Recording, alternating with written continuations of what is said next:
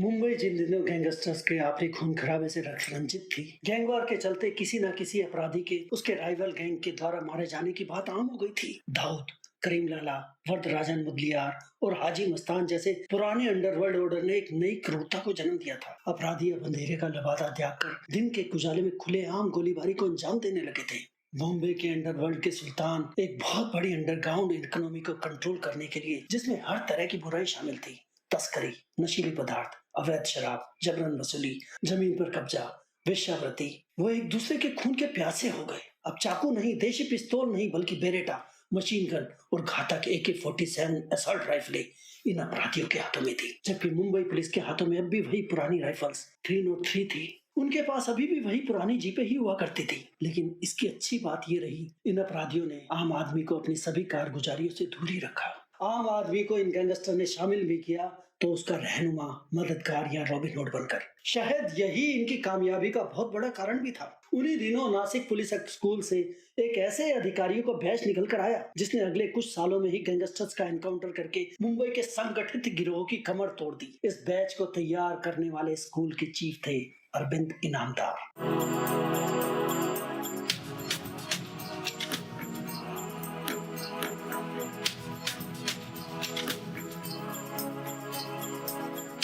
एक पुलिस अधिकारी की पोस्टिंग जब पुलिस एकेडमी में की जाती है, तो आमतौर पर इसे पनिशमेंट पोस्टिंग माना जाता है। लाइन ऑफ एक्शन से हटकर की गई ऐसी पोस्टिंग से कई बार पुलिस अधिकारियों का हौसला टूट जाता है। लेकिन अरविंद इनामदार ने बिना एक गोली चलाए यहाँ रहकर मुंबई से माफिया डॉन्स और उनके गैंग्स की सफाई की जमीन तैयार कर दी, जो वो शायद किसी और पद पर रहते हुए नहीं कर सकते थे। उन्होंने वो कहावत सिद्ध कर दी कि जो काम इंसान अकेले रहकर कर सकता है, वही काम वो शिक्षक बनकर कई गुना कर सकता है। इनामदार की इसी जिद्दी धुन की देन है 83 का एनकाउंटर स्पेशलिस्ट का बैच। इस कहानी की शुरुआत भी गैंगस्टर्स के गैंग्स की कहानी से अलग नहीं है। बम्बई, बॉम्बे या मुंबई कहो, भारत की आर्थिक राजधानी होने के कारण मुंबई शुरू से ही अपराध जगत की भी राजधानी रही है। हाजी मस्तान, जिसे मूल रूप से मस्तान हैदर मिर्जा के नाम से जाना जाता था, इस शहर का पहला सेलिब्रिटी गैंगस्टर था। हाजी मस्तान और दूसरे डॉन करीम लाला दोनों ने मिलकर काम किया। उन दिनों इंपोर्ट पर कई तरह की बंदिशें थी, जिसका फायदा इन तस्करों ने खूब उठाया। बड़े बड़े लोगों को बाजार से सस्ते सोने, चांदी और इलेक्ट्रॉनिक्स आइटम्स के लिए इन तस्करों की जरूरत पड़ती थी। फिर चाहे वो बड़े नेता हो या अभिनेता, बड़े अधिकारी हो या बिजनेसमैन।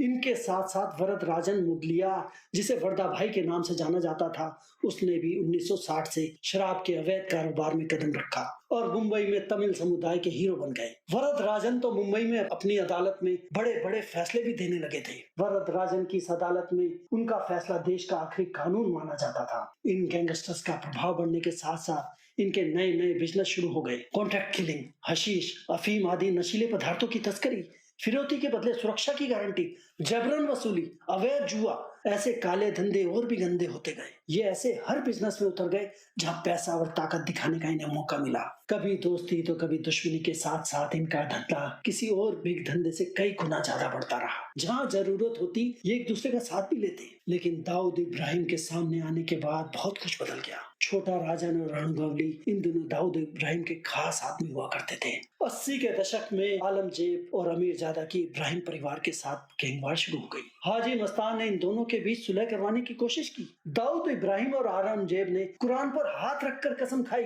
कि अब दोनों के बीच कोई हिंसा नहीं होगी। लेकिन अगले ही दिन दोनों गैंग्स ने दिन दहाड़े एक दूसरे पर गोलियां चलानी शुरू कर दी। दाऊद के बड़े भाई शब्बीर इब्राहिम कासकर की उसके राइवल पठान गिरोह ने हत्या कर दी। गैंगवार के चलते किसी न किसी अपराधी के उसके राइवल गैंग द्वारा मारे जाने की बात आम हो गई। अब चाकू नहीं, देसी पिस्तौल नहीं, बेरेटा, मशीन गन, घातक AK-47 असॉल्ट राइफलें इन अपराधियों के हाथों में थी। और इन सब में फर्क तब आया जब मुंबई पुलिस ने पहला एनकाउंटर किया। मान्या सुर्वे अब तक दाऊद का खास हिटमैन हुआ करता था, लेकिन कुछ समय बाद वो दाऊद से अलग हो गया। उसके बाद मुंबई पुलिस को मान्या की टिप मिली और जल्द ही मान्या सुर्वे अपने कई साथियों के साथ पुलिस से मुठभेड़ में मारा गया, जो कि मुंबई पुलिस द्वारा किया जाने वाला पहला एनकाउंटर था। मुंबई पुलिस पर आरोप लगे कि उन्होंने यह एनकाउंटर दाऊद के कहने पर किया था। अब सच जो भी हो, लेकिन मान्या सुर्वे के इस एनकाउंटर के बाद भी सिवाय उस समय के पुलिस चीफ जूलियो रिबेरो के अलावा किसी और ने उस रास्ते पर चलना तो दूर, उस तरफ झांकने की भी कोशिश नहीं की। चीफ जूलियो रिबेरो ने हालांकि कोशिश की और स्पेशल यूनिट भी बनाई। उन्हें गोली के बदले गोली का नारा भी दिया, लेकिन कुल मिलाकर उनकी यह कोशिश नाकामयाब ही रही। अब पुलिस पर लगे आरोप कहें अपराधियों और राजनीति का गठजोड़,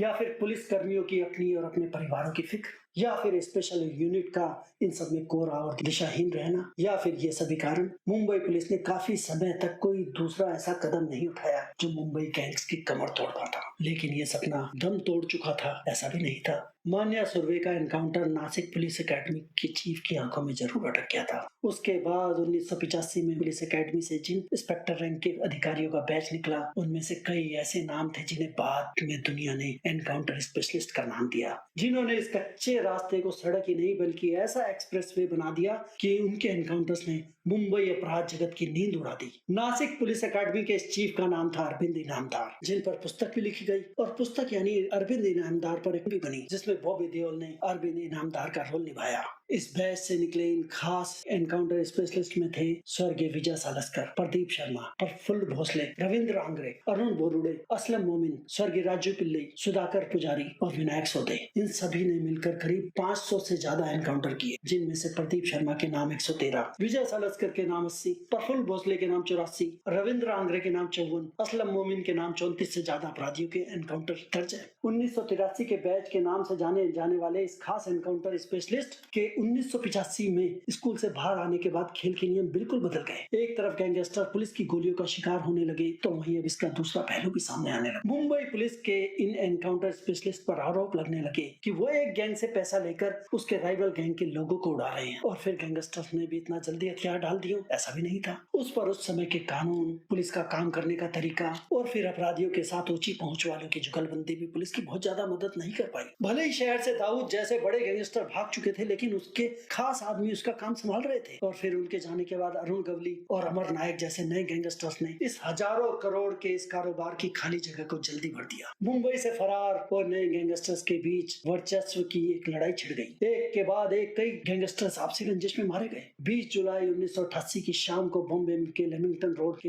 एक बार में हमीद अजीज को दो आदमी बिल्कुल नजदीक से गोली मारकर निकल गए। कहा जाता था कि हमीद का करीम लाला से झगड़ा चल रहा है और उसका दाऊद और यहाँ तक कि नाइक के साथ भी अच्छे रिश्ते नहीं है। इसके बाद 8 अक्टूबर को पूर्वी बॉम्बे के कांजूर मार्ग के पास एक रेलवे क्रॉसिंग पर अशोक जोशी, जो कि पूर्वी बॉम्बे का गैंगलॉर्ड माना जाता था, वो और उसके साथी गाड़ी से थाने की ओर जा रहे थे। तभी एक मारुति वैन से गोलियों की तड़ातड़ हुई, जिसमें जोशी तो बच गया, लेकिन उसके 3 साथी नहीं बच पाए। अशोक जोशी जी की भी बाद में नवंबर में तब हत्या हो गई, जब वो अपने 4 साथियों के साथ मारुति कार में पुणे जा रहा था। सुबह 5 बजे एक मारुति वैन ने उसे ओवरटेक किया और मशीन गन से लैस 6 लोगों ने उस पर 180 राउंड गोलियां चलाकर उसे और उसके साथियों श्याम सुंदर नायर, सतीश सावंत, दिलीप राणंगे और करुणाकर हेगड़े को मार दिया। उसी साल 21 नवंबर 1988 को सतीश लक्ष्मण राजे अपनी एसी होंडा एकॉर्ड कार में अपने घर से भाईखला जा रहा था। तभी एक टैक्सी उसका पीछा करती है और एक चौराहे पर 2 आदमी हथौड़े से कार की खिड़कियां तोड़कर .32 रिवॉल्वर से राजे पर 8 राउंड फायर करके वापस उसी टैक्सी से भाग जाते हैं जिसमें वो आए थे। राजे को भी दाऊद का ही करीबी सहयोगी माना जाता था। एक हफ्ते बाद दाऊद के एक और करीबी मनु प्रकाश करमचंदानी को भी इसी तरह मार दिया गया। उसी साल नवंबर में बांद्रा के होटल सीजर पैलेस के मालिक अरविंद ढोलकिया, जो 7 बार कॉफे पोसा और नैन्सी के तहत गिरफ्तार किया जा चुका था, उसे उसी के होटल के केबिन में एक युवक गोलियां मारकर फरार हो जाता है। इससे पहले भी ढोलकिया को जान से मारने की कोशिश की गई थी। उसके बाद 28 नवंबर को गोपाल दास राजवानी उर्फ गोपाल दादा, जो कि एक कुख्यात तस्कर था, अपने खिलाफ जमानत मिलने के बाद जब बॉम्बे हाईकोर्ट से बाहर निकला, तभी 4 लोगों ने उस पर गोलियां चला दी। ऐसे मुश्किल समय में अरविंद इनामदार को एक बार फिर बड़ी जिम्मेदारी दी गई। उन्होंने यह माफिया के खिलाफ कार्रवाई शुरू कर दी। साथ ही उनकी सलाह पर बॉम्बे पुलिस ने इस गैंगवार से निपटने के लिए एक विशेष सेल बनाया।